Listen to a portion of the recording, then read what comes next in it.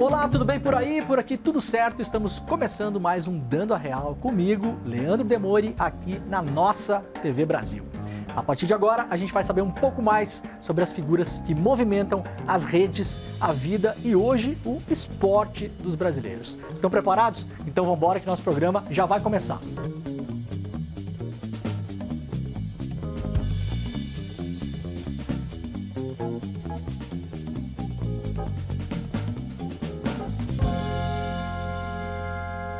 Os vídeos do meu convidado treinando em uma pista que pode se chamar precária viralizaram. A gente vai falar sobre isso daqui a pouquinho. Na cabeça, ele tinha o sonho da mãe de se tornar uma campeã olímpica. Dos treinos nas ruas de Sobradinho, no Distrito Federal, ao pódio olímpico em Paris, tendo a própria mãe e o pai como treinadores e tutores. O nosso papo de hoje é com o medalhista Caio Bonfim. Caio, que prazer, cara. Prazer é meu. Obrigado pelo convite. O Brasil inteiro ficou vendo. Acho que vocês não têm noção, né, de parar um país para ficar vendo ali você, sabe? Porque é o seu dia a dia, né? Aquilo acho que entra no seu sangue, você não dimensiona, assim. Mas aqui no Brasil a gente tava lá, cara. Talvez que não tá vendo de fora, mas quando eu fui vendo a recepção das pessoas, né, a abordagem, a conversa, aí eu fui, caramba. Então, eu não tenho noção. E eu realmente cheguei a essa conclusão. Eu não tenho noção de tudo que aconteceu. Né? Eu sou o lado da minha história. Claro. Porque na Olimpíada passada você tinha chegado em 36º, se eu não me engano. 33º. 33º. E aí, bom, primeiro eu queria te perguntar a que você atribui esse salto, né? De você chegar em 33º e segundo numa outra Olimpíada. E eu queria saber em qual momento, porque eu estava vendo depois as outras provas, também as provas de maratona, e aí tentando entender, né, os momentos que os atletas aceleram e param e cadenciam e tal. E tem um determinado momento na maratona ali que o atleta já entende mais ou menos o que vai acontecer na prova dele, né? Mais do meio para o fim ele já saca o que ele pode buscar. Em que momento passou pela sua cabeça ali, você pensando na Olimpíada passada e nessa, e você pensou, cara, eu acho que eu vou pegar um pódio, eu acho que eu vou botar a mão numa medalha dessa vez? Não, é a minha quarta Olimpíada, né? A primeira fui 39º em Londres, quarto nos Jogos Olímpicos, né? 5 segundos da medalha. Depois em Tóquio, 13º. E agora essa medalha. Então, assim, eu cheguei muito experiente de como era uma Olimpíada. Né? Não podia ser uma novidade para mim. Isso não podia ser um problema para mim. Era esse pensamento que eu tinha. Mas se tem alguém que conhece a Olimpíada, tem que ser eu. Mesmo que tenha algum adversário bom que também está na quarta, quinta. Sei lá. Então, eu tinha que estar concentrado nisso. Então, primeira coisa era não dar o peso, porque a Olimpíada ela é diferente de tudo. Tudo. Porque tem a parte da mídia, as pessoas estão mais empolgadas, tem mais fãs ali, tem mais gente acreditando em você, então tem mais mensagem, tem mais expectativa. Eu fiz um ciclo muito bom, então eu sabia que tinha ali alguns olhares para a esperança daquela medalha. Você concorre com praticamente os mesmos atletas, mas o cenário é outro, né? É outro, porque todo mundo se prepara para aquilo, né? Mesmo que eu competi ano passado no Campeonato Mundial, é um nível mundial alto, são os mesmos atletas, todo mundo se prepara para esse Mundial. Claro. Mas mesmo assim, o cara que está fazendo Mundial, ele está pensando em Olimpíada, né? Então tudo converge para os Jogos Olímpicos. Então ali eu queria chegar pronto e não trazer o peso maior do que já era a Olimpíada. Né? Que era só mais uma prova, é assim que eu tinha que falar, é mais uma prova e eu tenho que subir no pódio, né? Porque você vai ficar pensando em Olimpíada, passar o filme da minha vida, toda aquela história vai chegando ali, é uma carga emocional que não anda, né? O que anda é treino, dedicação e tá naquele dia performando. Então foi esse pensamento. A prova da marcha ficou muito disputada, ali nos 3 últimos quilômetros tinha 4, só tem 3 lugares no pódio. Isso. E tem a parte da arbitragem, né? Porque a marcha atlética tem regras para fazer a marcha está na regra, né? Para não caracterizar uma corrida, eles inventaram algumas regras. Então, você é passivo de uma punição. Então, naquele momento que está 4 brigando por 3 lugares, tem árbitro me analisando, não deu tempo. Tem provas que você está em primeiro, segundo, você já sabe. Hoje vai ser prata, vamos trabalhar aqui. Então, até ali, se você pegar o espanhol, no fogo, o espanhol que foi o bronze, ele está bem pertinho de mim. Então, não dá tempo de eu pegar uma bandeira, né? Tem gente que gosta de pegar a bandeira ou vibrar. Então, eu me concentrei naquele momento, cara, eu não posso perder essa oportunidade da minha vida. Então vamos lá, continua, mantém a técnica e tal. Tanto que quando eu passo a linha de chegada, eu ajoelho assim, né, agradecendo a Deus. E é a primeira vez que a ficha cai um pouco, assim. A primeira vez que eu sinto aquele... Caramba, eu sou medalhista olímpico. Chegou a regalar o olho, assim, no vídeo dá pra ver. Eu cheguei a arrepiar. Eu sou medalhista olímpico. Consegui, cara, não é possível. Foi muito, muito forte. Então foi aquele momento a única hora mesmo que eu pensei na medalha. E já tinham passado ali de chegar. Então antes não, foi uma adrenalina ali, uma concentração bastante para aquele momento específico da prova. Essa questão da punição, a gente vê nos Jogos Olímpicos, como são vários esportes, é muito maluco que a gente fica especialista no esporte meia hora, né? Não, judô, já sei tudo aqui, o Shido, não sei o que, acabou o judô, você vai pro badminton. Não, badminton é assim, e é muito legal isso, porque é uma diversão para todo mundo que tá vendo, né? No seu caso, tinha essa questão das punições. O que você não pode fazer? Você não pode tirar os dois pés do chão ao mesmo tempo, é isso? São duas regras, uma dessas é ela. Tá. Então, primeiro, eu tenho que estar com um dos pés no chão. Tá, qualquer Se eu parte tirar, do pé. eu Tá. tomo uma falta que eles chamam de flutuação. É um símbolo de uma ondinha. Tá. Então o árbitro te apresenta, né? Se ele acha. É totalmente subjetivo, ele não pode olhar para a câmera, observar, filmar e olhar. Não tem VAR. Não tem VAR. Ele olhou, achou, meu amigo. É soberania dele. E a segunda é, meu primeiro contato com o solo, na hora que eu costei o pé no solo, né? Para tirar o outro, essa perna tem que estar totalmente estendida, esticada. Então, como eu não dobro o joelho igual na corrida, vai pro quadril esse desvio, né? Para eu trazer meu corpo para frente, o pêndulo vem, né? Então eu faço esse balanceio. Por isso que ela tem esse jeito de caminhar. Todo mundo que caminha faz esse movimento. Esse é o movimento de marcha, né? Na literatura o nome de caminhada é marcha. Mas como essa é uma marcha atlética, né? Nós chegamos 15, 16 km por hora durante ali a prova, fica muito evidente esse movimento. Então, essa é a regra. Então, se o árbitro achar que você está infringindo uma dessas regras, ele te dá a falta. Você tem um número aqui, né, no peito, né? Um corredor de rua sabe disso. Você tem um número aqui no peito, tem um quadro com o meu número lá, né? Na Olimpíada, por exemplo, meu número era o 15. Então lá no quadro tá o 15. Eu passo lá, opa, não tô nenhuma falta. Você fica sabendo pelo quadro. Eu fico sabendo pelo quadro. E pode tomar quantas faltas? Pode tomar 2. Na terceira, se tiver 3 bolinhas, você vai para um pit line, fica lá por 2 minutos. Aí, tchau, medalha, né? Volta pra prova. Se você tomar a quarta, aí vem o árbitro, tem um árbitro que é o árbitro-chefe, ele te dá uma placa vermelha, você tem que sair da prova, você é desqualificado. E você chegou meio no limite das faltas ali, Eu cheguei a 2 faltas. E você estava consciente disso? Claro. Tipo, eu vou arriscar porque eu posso tomar uma falta. No quilômetro 17 apareceu as 2 faltas. Então, assim, era no final, já estava brigando pela medalha. Caraca. Então, eu fiquei ali olhando a medalha, porque quarto e pit line é quase a mesma coisa. Eu já provei um quarto lugar, não queria ser quarto de novo. Então, ali era marchar mais, por isso que eu te falei, agora é hora de eu marchar bonito, não posso errar. Eu não posso nem parecer que vou errar, ele tem que olhar para mim. Tanto que eu saí das disputas, né? Eu não quis brigar pelo ouro naquele momento, porque naquele momento a minha maior demanda era a parte técnica, não a física. Aí eu vou arriscar ali pelo ouro e pedir a medalha de prata. Então, foi assim que foi esse final de prova, por isso que eu estava tão concentrado na prova. Cara, quem vê a sua história, muita gente não sabe que você teve uma infância que nada indicaria que você ia virar atleta, né? Você teve várias questões de saúde, né? Tive uma meningite. Meningite. E com quantos anos? 7 meses. Caramba. E não saí sem sequela. Isso aí já é algo positivo de uma meningite bacteriana forte, né? Então, quem sabe um pouco vai me entender. Depois, quando eu comecei a andar com 1 ano e 1 mês, as minhas pernas entortaram, né? Eu tive uma síndrome, chama síndrome de Blount, que elas ficaram totalmente arqueadas, assim, parecia um alicate. O apelido era até perna de alicate. Caramba, mas você conseguia... Eu não conseguia andar, mas com a perna bem aberta. Meus pais procuraram ortopedia e tal, bota, não tem como, não vai usar. Um dia nós chegamos no Sara Kubitschek para uma consulta, o médico falou, eu sei resolver esse problema. É quebrar a tíbia e a fíbula. O nome era até perônio na época, o osso. E aí quebrou, aí alinhou ali, fez, né, uma junção, colocou um gesso, até o quadril, brinco que Deus me treinou desde cedo, né, na marcha atlética. E que eu tinha que andar com a perna, né, toda dura. E depois usei 2 tipos de gesso e tal. Essa cirurgia foi um sucesso. Na verdade, eu não tenho lembrança nenhuma disso. Cresci normalmente. No dia da cirurgia, 2 anos e 8 meses. E essa recuperação demorou quanto tempo depois? Cara, 6 meses aí com gesso, essa coisa. Eu começar a andar de novo e tal, sem o gesso. Né, porque foram 2 tipos de gesso, um mais leve, o mais pesado, depois o mais leve. Então, cresci sem saber que tive essa deficiência, né? Eu sei porque eu tenho uma cicatriz. Então, assim, foi uma superação, claro, mas atribuo essa superação aos meus pais, né? Que tiveram que aguentar e tudo. Voltar no médico, eu voltei no médico 18 anos depois da cirurgia. E aí? E aí ele falou, eu fiz essa cirurgia para você ser no máximo um jogador de dominó. Depois ele falou, cara, era uma brincadeira, não estava querendo dizer isso.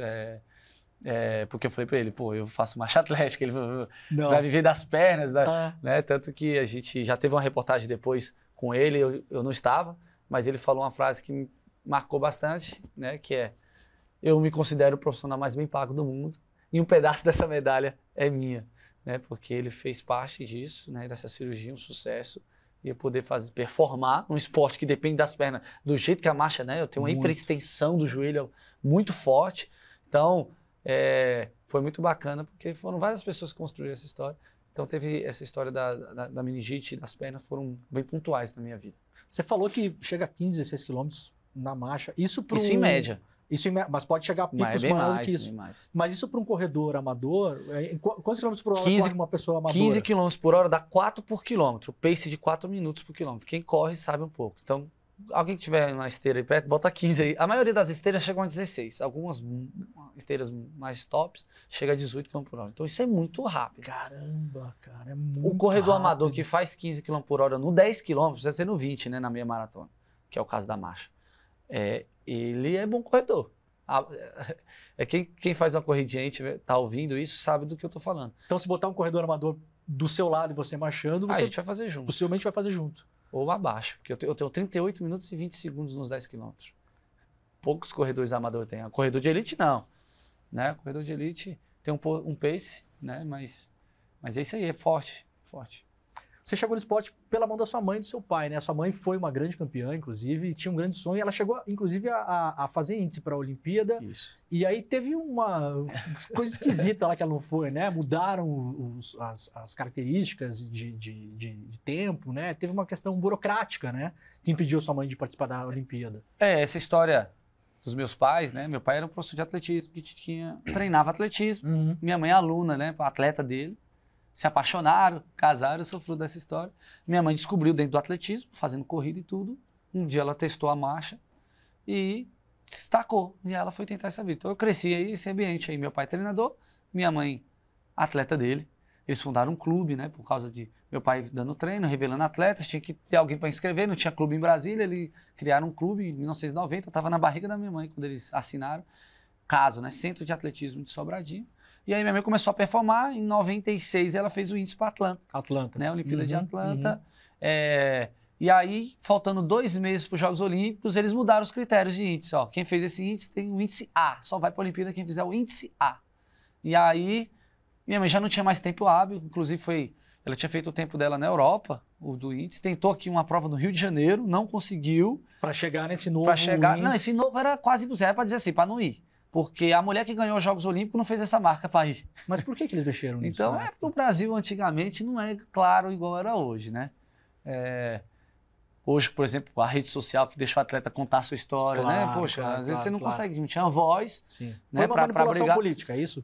Eu não sei te dizer, né? Assim, não quero ser injusto com quem estava na época administrando, poder falar alguma besteira. Mas que hoje isso não acontece, né? Os critérios são claros, falado, né, anteriormente, com bastante tempo, bem bonitinho. Os atletas que alcançaram o critério são convocados, você não encontra isso, né? Mas naquela época ainda as coisas, né, dentro da confederação ainda não eram tão organizadas, junto com o comitê, e teve essa mudança de critério 2 meses dos Jogos Olímpicos, e isso acabou atrapalhando essa ida. Então nós crescemos com o sonho da que minha mãe fosse para a Olimpíada. Da Olimpíada que não aconteceu. A Olimpíada que não aconteceu para ela. Tanto que quando eu fui para a Olimpíada de Londres e fiz o índice, abraçamos o outro, a fala nossa era essa: quem disse que você nunca foi para os Jogos Olímpicos?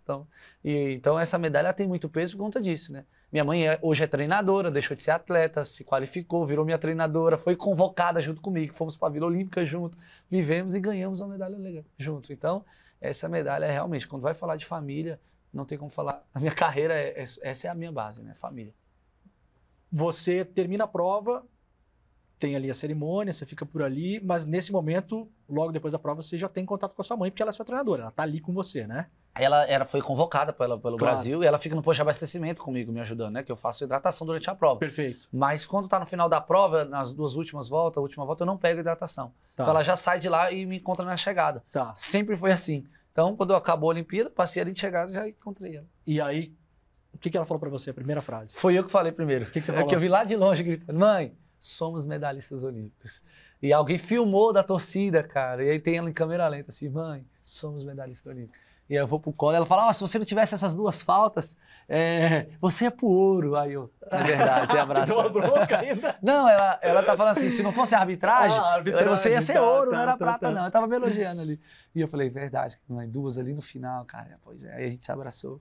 Então foi. A primeira pessoa que eu tive contato ali na chegada foi ela. E foi muito legal esse momento de poder falar, mãe, né? Era muito forte, eu não conseguia falar essa frase sem me emocionar, não. Mãe, somos medalhistas olímpicos. Você veio gritando para ela isso Veio de gritando, longe. mãe, somos medalhistas olímpicos. Então, e aí o cara pega assim, eu tenho nas minhas redes sociais, né? E aí a gente se abraça ali naquele momento. Porque assim, essa medalha não é só o dia da prova. Claro. Não é só a minha carreira que começou em 2007. Quando você fala do meu pai e da minha mãe, que eles que montam treino, me qualificaram, estavam comigo, essa medalha é uma extensão deles, né? Então, foram muitos anos de trabalho, porque a gente sabe que ir para uma Olimpíada é difícil, né? Eu sei o valor disso quando minha mãe não foi. Então, eu estava pronto para viver a vida sem ser medalhista olímpico, porque eu tinha muito orgulho do que eu já tinha conquistado, conseguido conquistar e onde eu cheguei. Mas a medalha, ela coroa de uma outra forma, né, esse trabalho. Então ela é muito, muito especial para a gente. Então falar isso para minha mãe foi muito legal, porque está coroando o trabalho dela também, o legado dela, a profissão dela que o filho quis fazer. Então aquele momento ali não tinha como eu não dividir essa medalha com eles, né? Tem uma história que a sua mãe treinava na varanda do prédio de vocês, é verdade ou é lenda? É isso? verdade, É poucas mesmo? pessoas sabem disso. É mesmo? Quando a gente não tinha esteira, né? Aí a nossa varanda, nós temos uma casa, e a varanda não é só de um quarto, todos os quartos ligam a varanda, então ela faz Tá. a volta na casa. Tá. E aí teve um dia que estava chovendo bastante, ela tinha que fazer o segundo período dela, que era 30 minutos de marcha, e ela falou, Caio, você me dá água? Eu, pra quê? Eu vou treinar aqui durante a varanda. Eu falei, você tá louco. Aí ela fez 15 minutos para um lado, 15 minutos para o outro. Não faltava treino não, cara, era muito, muito disciplinada. E o seu pai coordena, né? Vocês têm também um projeto social hoje, É né? isso. Com várias crianças e adolescentes treinando. Mas o seu pai também lá no começo tem até histórias que seu pai levava a molecada para treinar e para competição e botava 7, 8 crianças dentro de carro e arrastava de um lado para o outro. É quase uma instituição o esporte na família de vocês, né? É a paixão da vida dele, cara. Os olhos do meu pai brilham, não é pegando tempo e coordenando o treino do atleta medalhista olímpico. Não é? Não, é da criançada. Você quer ver ele alegre, dando treino para essa criançada. E a vida toda, assim, o carro dele nunca durou muito, porque sempre cheio de minha mãe briga, né? Porque cena, é bom botar menina dentro de carro e tal. Sempre cheio de moleque cheio de carro. menino. E eu falei, pai, mas esses meninos têm que aprender, poxa, no futebol os caras pegam 2 ônibus, tudo para trás do sonho deles, eles têm que aprender a ir pro treino. Ele, Caio, esse menino é um grande talento, mas ele não sabe. Então, enquanto ele não acredita no valor dele, eu acredito por ele. Então eu tenho que pegar em casa, levar. Então ele sempre fez isso. Hoje ele diminuiu muito isso para que, tentando educar, né, tal, de alguma forma, e trazer ônibus para caber mais gente, porque o projeto foi crescendo, Claro. né? Quantas pessoas tem hoje lá no projeto? De criança, eu acho que chega até 300 crianças. Caramba. Nós temos 4 polos Isso aqui em Brasília. em Brasília, tudo na parte norte. Nós estamos querendo ir para o lado sul aí de Brasília, né? Ceilândia, Taguatinga, Gama. Mas ali a gente tem um núcleo no Paranoá, que é numa escola, e ao redor de Sobradinho ali, né? No Dorothy, Denox e Arruizal. São os 3 lugares que a gente trabalha. Aí no Agostinho Lima é a nossa sede. Então a menina vai se destacando no projeto, a gente leva para o alto rendimento. Aí vai treinar com a gente já na pista. Perfeito. Ou se não, pelo menos ele está participando do grupo. E tá ali, a gente tira aquele momento de vulnerabilidade dele, Claro. né? Da adolescência, que ele tá, né? Que aí, você sabe, o esporte tem esse poder de transformação, claro, né? Claro. De aprender a vencer, perder, Uhum. de ter respeito, né? Ao colega, ao adversário. Tá em grupo. Determinação, Uhum. disciplina, tá? O grupo cuida da saúde dele, vai ocupando, vai dando valores. Às vezes o cara não vai para alto rendimento, mas virou um cidadão. Claro. Né? Claro. E aí muitos, nós temos 180 medalhas em sul-americano no nosso projeto. Sul-americano, é de brasileiro eu não sei nem as contas. De gente que passou De por lá passou, e depois se então, encaminhou. Esse é o Caramba. trabalho, né? Porque o atletismo ele é um esporte diferente, né? Ele tem muitas modalidades. Então ele contempla o cara que é forte, contempla o que é rápido, Uhum. contempla o que é resistente, Uhum. contempla o que sabe saltar para cima, mas e outro que sabe saltar para frente. Então é assim, encaixa todo mundo, é um esporte mãe. Então com esse a gente usa o atletismo como meio de transformação, né, para nossa sociedade, para o nosso meio. Só uma coisa que eu queria te perguntar, estava um pouco mais para baixo, mas eu vou puxar já que você deu o gancho, que é o seguinte. A gente sempre, quando tem ciclo olímpico, a gente tem a velha discussão de investimento no esporte, no Brasil e tal. Depois eu quero entrar um pouco mais dentro disso, para entender um pouco a sua visão sobre isso. Mas uma coisa que me ocorreu quando eu estava vendo essas Olimpíadas, e me diga se isso faz sentido ou não, faz sentido você montar centros de treinamento em determinados esportes em torno de atletas vencedores, por exemplo, em torno da Rebeca, em torno de você, né? Então, o que eu quero dizer com isso? Ao invés da gente ter uma concentração, e no Brasil a gente tem uma tendência a ter hiperconcentração de oportunidades em São Paulo, no Rio de Janeiro, né? Então, por exemplo, você mora em Brasília, faria sentido pensar em 2, 3 ciclos olímpicos em torno da sua figura, do seu treinamento, dos seus parâmetros, da sua experiência? É assim que se faz lá fora? Por exemplo, na Jamaica fizeram isso em torno do Usain Bolt, por exemplo, é uma coisa que eu não sei, né? Ou isso não faz muito sentido, esse raciocínio? Faz total sentido. A China, que está lá na frente do quadro de medalha, E subindo cada vez mais, né? ela usa esse tipo de sistema, né? Os Estados Unidos, ele usa o sistema universitário, Tá. colegial universitário, Claro, né? claro. E aí, Claro. e a China também tem isso, mas ela usa esse ambiente. Ela pega o atleta Ela vencedor pega o atleta e cresce traz em volta em dele. volta dele e traz ele também para os outros que são do alto rendimento que já foram descobertos. Porque assim, eu acredito também nisso, porque claro que talvez a gente precise de uma conversa muito ampla para sistematizar isso, Claro. mas tem horas que oportunidades acontecem, né? Aconteceu, o Caio lá em Brasília faz marcha atlética, Claro. e aí? Vamos descobrir o molho dele, né? Vamos Qual descobrir molho o que secreto? aconteceu, porque ninguém chega a uma medalha olímpica não só pelo talento, Não, não óbvio, adianta. óbvio. Tem um trabalho por volta. Você Então, tem- quem é que fomenta esse esporte nele? Quem fez que trabalhou com ele? Vamos aprender. Aí é um lado de conhecimento. Segundo, algumas carências de referências que o Brasil tem. Então, quando você pega uma Rebeca, uma Raiz, cara, nós já temos alguém e a gente sabe que a juventude de hoje é uma juventude participativa, né? Ela não gosta só de consumir, ela gosta de estar junto, participar. Claro. Então, quem é raiz? Pô, o skate populariza fácil, por isso que a rede social tem essa força até, né? Tá. Então, eu acho super importante, porque influencia. É igual eu te falei aqui antes, aí fora do ar, eu tenho 138 convites para ir para a escola. Então, a garotada tá pedindo, né? Porque quer ver você, quer falar com você. A maioria das pessoas que tiram foto comigo são mandando para os filhos. Então, eu não sei o que aconteceu, que mexeu com essa geração. Então, eu estou inspirando alguém ali. E eu acho que na Olimpíada do Rio nós perdemos uma oportunidade de uma garotada que estava sentada no sofá e viu o Usain Bolt, o Michael Phelps, né, Simone Biles. Caramba, eu quero ser um desses. Aonde eu vou fazer isso? Não tem na região. Não tem. Então, assim, em Brasília é uma oportunidade. Caramba, tem um Caio aqui. E o Caio não faz só marcha, né? O Caio é do atletismo também, né? Porque nosso projeto de trabalho é todo atletismo. Porque o menino chega lá, quer ser marchador, mas ele é bom ele é velocista. A prova dele é 100, 200 metros. Claro. Vai ter espaço. Claro. Então eu acho que é a oportunidade da visibilidade, né? O famoso quem não é visto é lembrado. Claro. E também perde na concorrência, né? Então, aproveitar esse momento para ser discutido algumas coisas, da gente trabalhar em volta disso. Eu acho que essa talvez seja a minha maior responsabilidade com essa medalha, porque se ela chegou até mim, eu não quero que ela pare em mim, né? Eu quero ter um legado para que, como foi o vôlei, no futuro alguém, um marchador, ganhe o ouro e falar, poxa, eu fui inspirado, eu comecei no projeto, o Caio me ajudou, a geração de prata dele me incentivou.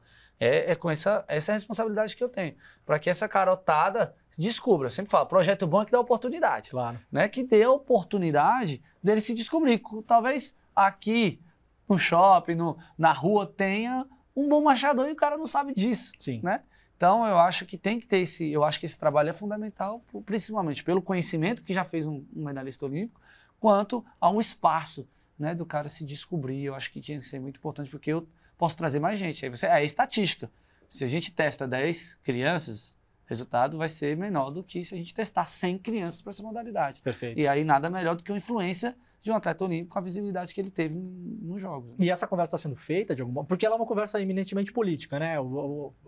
Quer dizer, o esporte vai ter que entrar na política e furar essa bolha de bagunça que a gente tem na política brasileira também, né? Então, naturalmente, tem acontecido por conta da visibilidade que a medalha trouxe. Sim, né? mas isso é uma chama que se apaga rápido também, você sabe, né? não sei nem se o brasileiro tem memória curta ou não tem. Né? A gente tem medo. Né? A gente passou e foi. Então, por isso que eu te falei, essa é a minha responsabilidade de eu não fazer essa chama apagar.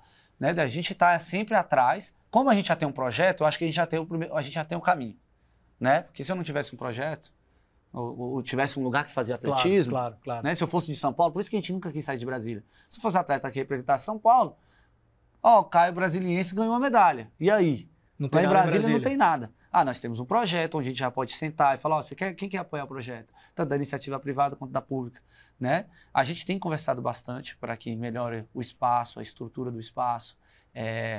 consiga lanche, né? Que a gente consiga transporte. Isso tudo o esporte é legal porque dá oportunidade para o cara mostrar o talento dele. Você não precisa. O atletismo, por exemplo, é um esporte barato. Né? Claro. É um tênis no máximo. Claro. Então você vai ali, suplementação, nutricionista. Nós temos tudo conversado para que a gente consiga ajudar o projeto e o atletismo onde faz isso. E outros apaixonados pelo atletismo que tem no Distrito Federal.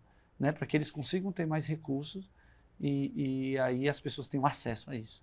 Quando você ganha medalha, e aí, claro, as pessoas vão recuperar seu histórico, vídeos e tal. E aí, entrando nesse assunto também, tem um vídeo seu treinando, né, no espaço de treinamento, e aí tem um campo de futebol no meio, que a grama não está muito bem aparada e tal, e aí também as pessoas muitas vezes em rede social exageram, né? Parece que você treina no meio de Chernobyl. Bagdá bombardeada, né? Olha só o cara, né? Exatamente, o cara treina em Chernobyl, né?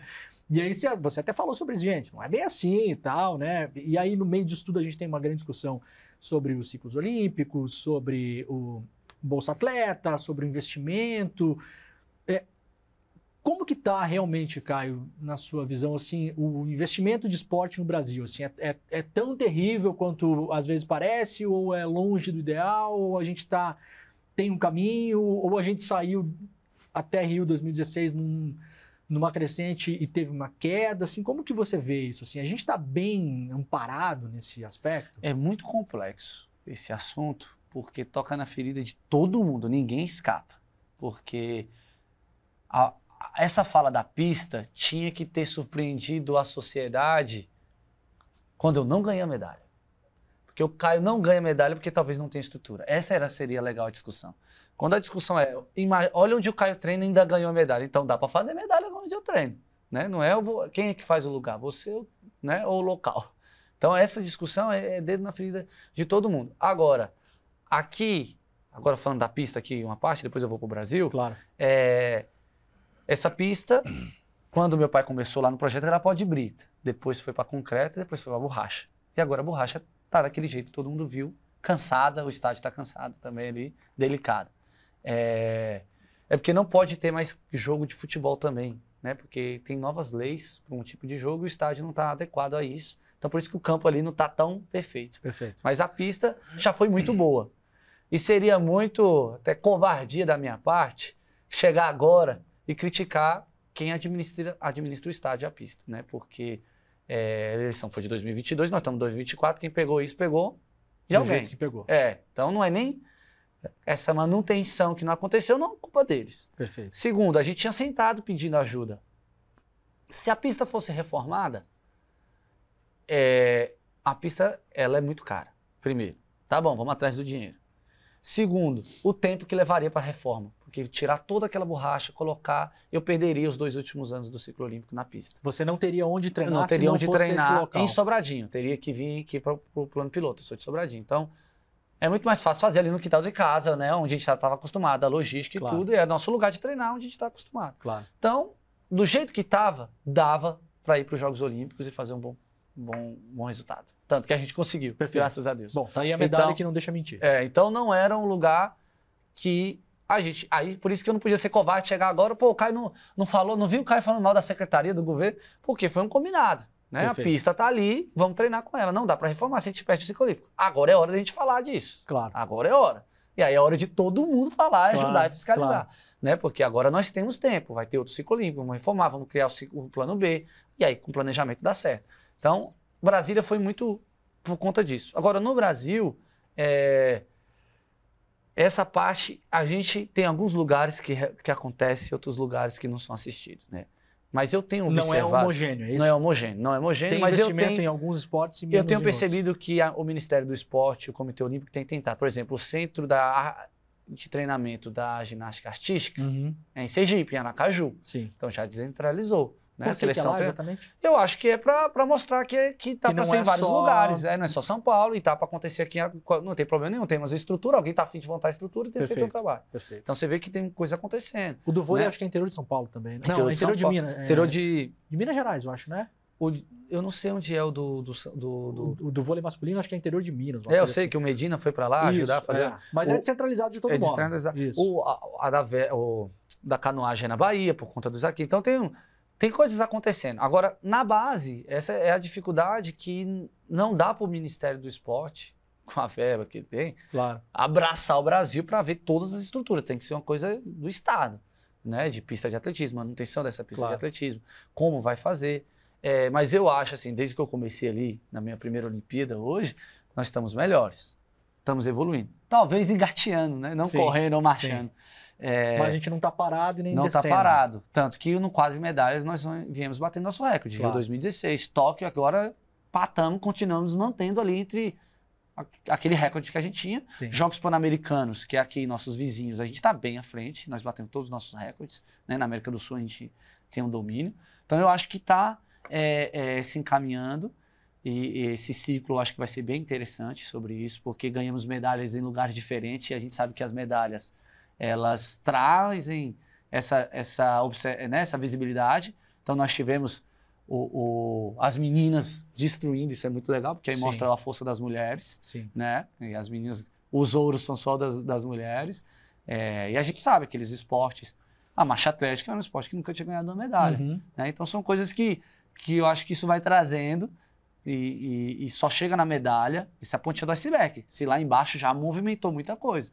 Tanto de Ministério e Comitê Olímpico, Forças Armadas. Tem muita gente abraçando. Sim, porque mas, claro, esse investimento ele é distribuído, né? Forças Armadas, Ministério do Esporte, Secretarias de Educação, de Esporte estaduais, Prefeitura também. Essa base que você falou... São os pilares. Você acha que a entrada seria pela escola? Pois é, eu acho que isso é uma coisa que eu vi que nessa gestão do Comitê Olímpico, os jogos escolares, jogos da juventude, está muito melhor. Já tem salto com vara, já tem a marcha atlética que não tinha. Então, já são coisas que dão oportunidade. Porque o professor só vai inscrever... Perfeito. Né? O professor só vai inscrever se tem a prova. Né? Então, para ele ter atleta, tem que ter a prova. Já tendo a prova, ele já vai procurar atleta, porque dá ponto para o sistema dele. Né? Agora, essa discussão que era boa, da base. Né? Se a gente tivesse uma escola onde o aluno tivesse a vivência com as modalidades, não só a bola de futebol ou a bola de vôlei de queimada para as meninas, né? No meu tempo era assim, seria diferente. Né? Se na escola o cara vivenciasse o atletismo, vivenciasse os outros esportes e tudo isso, e a gente descobrisse, né? A gente descobre atleta mais por... Ou o cara é tão fora da curva que já viram ele lá, ou um projeto social. Claro. Né? E seria na escola. E aí quando a gente vai falar China, Estados Unidos, esses países que estão lá, né? Alemanha, né? Inglaterra que está bem, na escola. Tanto que para o Paralímpico isso dá certo. Por isso que o Brasil é uma potência, porque tem um trabalho fantástico também no Paralímpico. Mas no Olímpico, se não vir da escola, não dá para ficar entre os 10 do mundo. Então, o Paralímpico consegue filtrar lá embaixo na escola? Não. O Paralímpico não precisa disso, da escola necessariamente. Ele não depende. Ele depende de estrutura e projetos. Perfeito. E é outra coisa que eles estão bem à frente, por isso que eles são tão bons, porque o projeto e a estrutura é fantástico para o Paralímpico. Né? O alto rendimento paralímpico quem conhece lá o centro de treinamento paralímpico, é uma das coisas mais lindas que eu já vi. São coisas que a gente gosta de falar que o Brasil não tem, né? O Brasil é fraco. Não, é maravilhoso. Tanto que o Olímpico usa muito lá deles, eles emprestam. Então, agora o Olímpico, ele precisa da escola.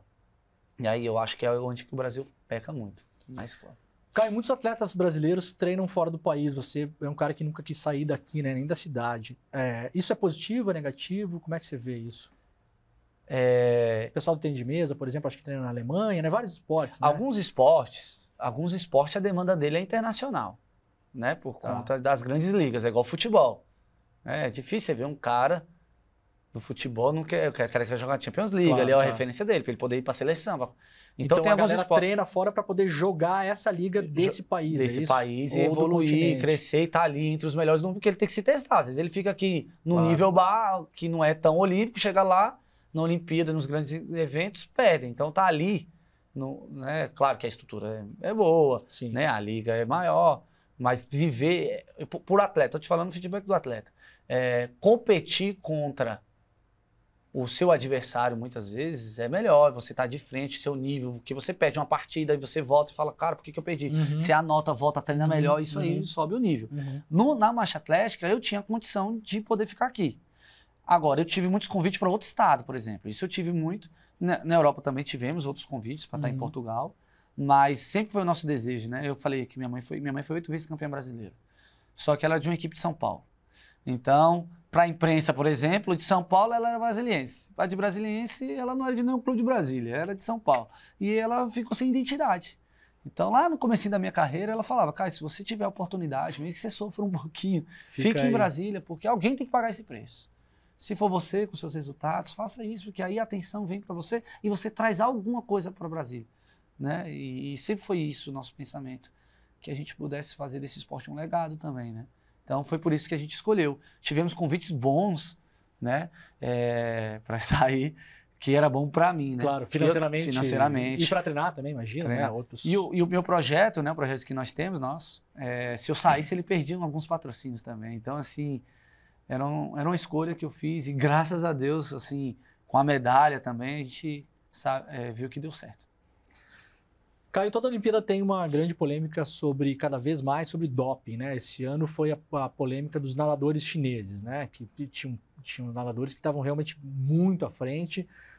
Tirando o fato de que parece que quando é com a China as coisas são mais... Parece que tem uma certa, né, um certo preconceito, assim, porque quando o Michael Phelps ganhava de todo mundo, ninguém falava que era doping, né? Ninguém suspeitava. Ninguém suspeitava. Quando o Bolt começou a ganhar, as pessoas suspeitavam porque a Jamaica, o país pequeno e tal. Agora, quando o Carl Lewis ou o outro lá, sei lá quem ganhava, ninguém...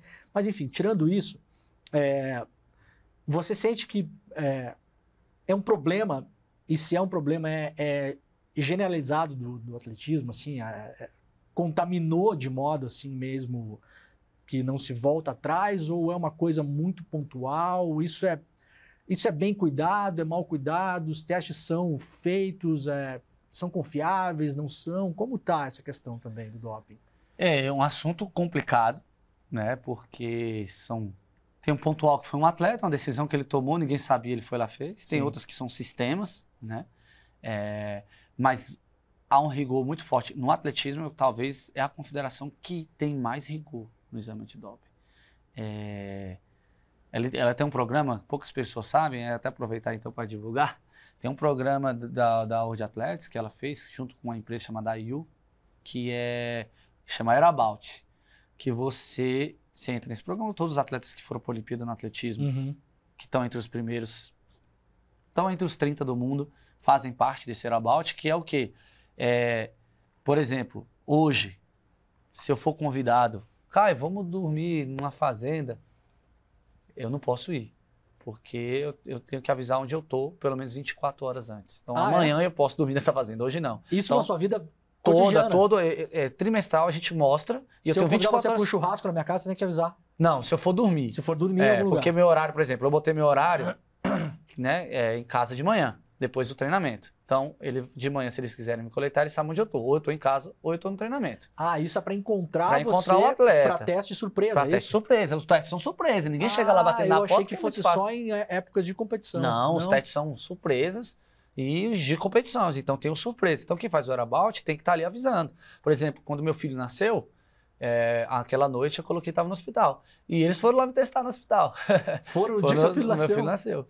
Então, isso é uma coisa que acontece muito. Então, para me encontrar, né, eu tenho que saber onde eu tô. Então, por exemplo, se eu coloquei no lugar e não tô, é um problema. O meu é porque de manhã eu já coloco esse local. Claro. Mas se eu quero que eu coloquei que o meu local de teste de 1 às 2, eu não posso estar no churrasco sem avisar que naquele lugar eu estava. Então, fica ali todo dia e é surpresa. Você não sabe quando ele vai bater na sua porta. Então, acontece isso, né? Eu tive todos os meses, eu tive essa coleta surpresa, tive coleta antes e depois da prova. E os outros atletas, meus adversários, também. Né? Você vai conversando, né? Às vezes a gente está junto numa competição ou no centro de treinamento treinando. Chega surpresa para mim e para ele, porque o cara aproveita, vê que tá nós dois ali, claro. Testa ali já 3, 4 atletas que estão lá. E vocês são obrigados a participar desse programa, não? Como atletas olímpicos? Claro, porque você fala, não vou participar, como é que ele vai... Então você tá fugindo de alguma coisa, então isso vai abrir um processo contra você. Então, e outra coisa, se você tá lá, se ele for lá e não te encontrou, você ganha uma punição. Você ganha uma punição, 3 punições, você vai em julgamento como se fosse pego. Então, o doping, o exame antidoping, ele é muito forte, né?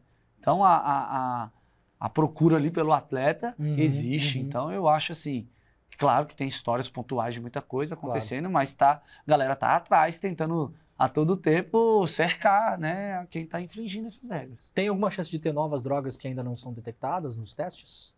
Eu não sei. Eu sei que os testes são bons, assim, são testes bem seguros, né? Você coloca ali, tem todo um protocolo, ninguém tem acesso, a não ser lá no laboratório, então o cara que transporta, né? Porque o cara pode trocar o sangue, a urina de quem for, né? Então tem todo um protocolo, um laboratório especializado, né? Que representa, né, ali a Corte Arbitral Internacional, tudo ligado em busca disso, né? Então, é o país e o mundo contra isso. Então, é uma parada que, assim, é organizada. Agora, vocês estão na frente, eu não sei, né? Quem está na frente disso. Cara, para fechar a nossa entrevista, tem uma última pergunta, mas antes eu vou pedir para você colocar a medalha aqui, Vamos né? lá. Pô, já deixar a câmera pegar, eu já encostei na medalha, minha primeira medalha olímpica. Em 2024, ganhei minha primeira medalha olímpica, Adrielen, né? Depois eu vou colocar, não vou fazer isso, né? Pelo amor de Deus. Aí, cara, primeiro, parabéns para você, para sua família, sua mãe, não só pela medalha, mas é aquilo que você falou, isso representa uma história de vocês, né? Tem muita gente envolvida, vocês estão arrastando gente junto com vocês, eu acho isso muito bonito, porque não é uma coisa egoísta, narcisista. É claro que isso mexe com o seu ego, é importante, né? Te traz fama, dividendos e tal, mas vocês estão usando isso, essa energia, para um momento do bem, assim, né? Então, eu fiquei muito emocionado quando eu vi você ganhar a medalha e depois vendo a sua história, porque é uma história inacreditável, né? Uma história de família mesmo, assim. E para fechar, eu queria te fazer uma pergunta que é uma coisa que sempre surge também no esporte, no futebol, nas Olimpíadas e tal, que é um pouco heroificar, né, os atletas. E isso, na minha cabeça, muitas vezes coloca o atleta nesse lugar da pista precária que você falou, o cara ganhou porque ele é um herói, então ele pode treinar, como se disse, no meio de Chernobyl que ele vai ganhar, e você provou aqui que não é assim que as coisas funcionam, né? Então, você acha que atletas são de fato heróis ou você coloca atletas como você em outras prateleiras da vida? Não, eu acho que essa palavra herói é muito forte, né? Porque a gente aparece na televisão e é por isso que às vezes a gente ganha esse nome de herói, um herói conhecido, né? Porque tem muitos heróis desconhecidos aí, né? Pessoas que fazem coisas bem mais fantásticas, muito mais difíceis, muito mais precárias e que estão vencendo na vida, que estão transformando vidas, ajudando. Então acho que a gente é referência, né? Então eu não gosto muito desse rótulo. Tento também estar sempre com o pé no chão, humilde. Eu, assim, também por causa da minha criação, né, meus pais me criaram assim. Eu tenho um irmão mais velho, né, 5 anos mais velho que eu. Ele é um gênio, ele é fantástico, então cresci olhando ele como referência. Então lá em casa eu brinco que eu sou mais fraquinho. Então não tem como eu me exaltar tanto, porque eu sou fã, né, da pessoa que ele é, os talentos que ele tem, né, e meus pais sempre me ensinaram isso, que pra gente usar isso, nunca... vou contar, as pessoas gostam de história de bastidor e tal. Quando eu tinha 6 anos, eu fiz um gol da final num campeonato de futsal do time que eu jogava. Nós estávamos perdendo de 1-0, eu fiz o primeiro gol, 1-1, empatamos, viramos o jogo 2-1 e cheguei lá no meu pai, pá, sou o salvador da pátria. Cara, 6 anos, 6 anos. Ele me deu um cascudo. Que isso, cara, nunca quero mais você falando isso. Que salvador da pátria, você fez o gol sozinho? Você que defendeu aquela bola? Foi você que deu o passe? Vai lá, reuniu, pediu pra eu falar com o time, pedir desculpa por ter falado isso. Então são coisas que eu já aprendi ali, cara, não tem nada disso. Ninguém chega a lugar nenhum sozinho. Aprenda isso e essa medalha representa muitas coisas. Então acho que esse papel do herói, eu quero das pessoas dizer, poxa, de incentivar também, de dar um elogio. Qual elogio eu vou dar para um cara que ganhou medalha olímpica? Claro. Poxa, herói. Mas eu acho que de referência, e eu não cheguei em nenhum lugar que você não possa chegar, né, dentro da sua profissão, existem as suas medalhas olímpicas, né, de vida, as pessoas também. Então ali, como referência, inspiração, eu gosto. Essa do herói, eu deixo lá meus pais e meu irmão. Legal, cara, obrigado, isso é uma simpatia. Que isso, e mantém os pés no chão, senão você vai tomar falta, inclusive, né? Você não pode tirar o pé do chão, né? Então uma falta da vida é pior, né? Isso, da vida às vezes uma falta já chega, já tá suficiente. Parabéns, cara, obrigado demais. Obrigado, foi uma satisfação, muito obrigado pela oportunidade. A marcha atlética precisa de visibilidade, eu sei que a medalha traz isso, mas vocês me trazendo aqui, poder falar dela, traz essa visibilidade, essa porta, né, aberta. Então, muito obrigado por essa iniciativa. Legal, a gente tá olhando para Los Angeles já. Você Amém, lá, e tentar arrastar mais gente com você. Vamos junto. Aliás, só para fechar rapidinho, teve um aluno de vocês ali, até de vocês, que foi para essa Olimpíada também, né? 2. Eu Max Batista e a Gabriela Muniz. Perfeito. Né? Eu e mais 2, Que né? treinam Então são juntos, 3 vocês treinam treinam juntos ali. todos os dias junto, de manhã e de tarde, e faz parte da família, né? De tanto que a gente treina junto, viaja o mundo todo junto. Sensacional. E conseguimos ali de Sobradinho, então não é uma coisa, não é um trabalho que só é do Caio também, né? Você vê que outros também foram, né? Grandes atletas, então isso é muito legal. Muito bom. Obrigado, Caio. Valeu.